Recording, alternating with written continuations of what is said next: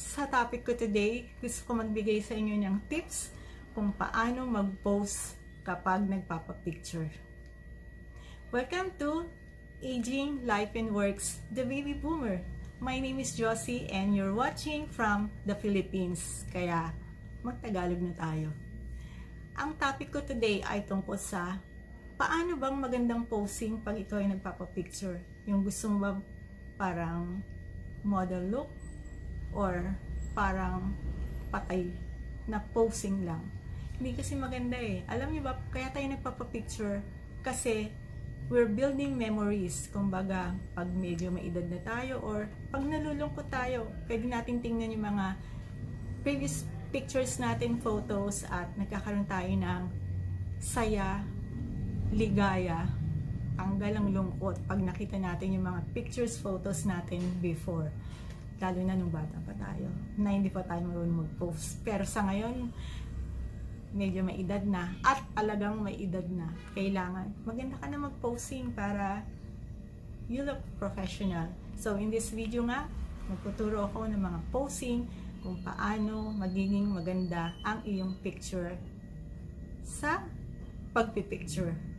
But before I proceed, please siguraduhin mong na-click mo na yung notification bell button para updated ka sa lahat ng aking mga videos na i-upload dito sa aking channel. Baby Boomer, that was the people born between 1954 and 1964. So, simulan na natin. Kung ikaw ay nagpapapicture ng half body, hindi maganda yung hindi ka lang ganyan. Medyo lagyan mo ng konting sway.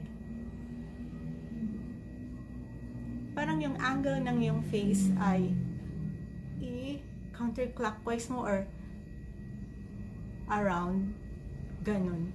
Para iba-iba naman ang posing or ibang angulo ng iyong mukha. At pwede mo ring lagyan ng sway yung body.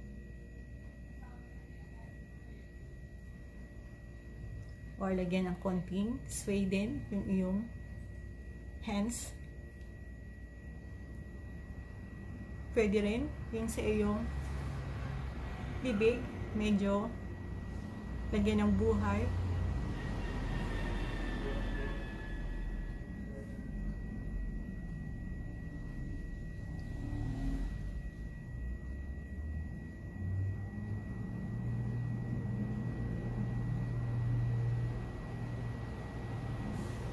So, simulan na natin yung whole body posing picture.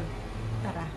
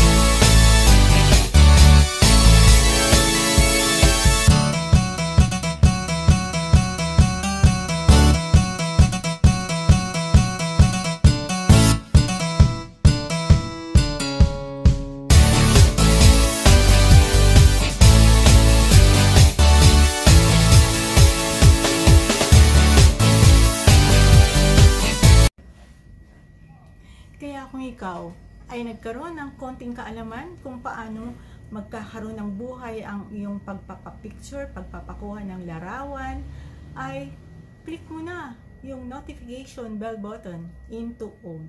I'll see you in my next video. Bye-bye. Namaste.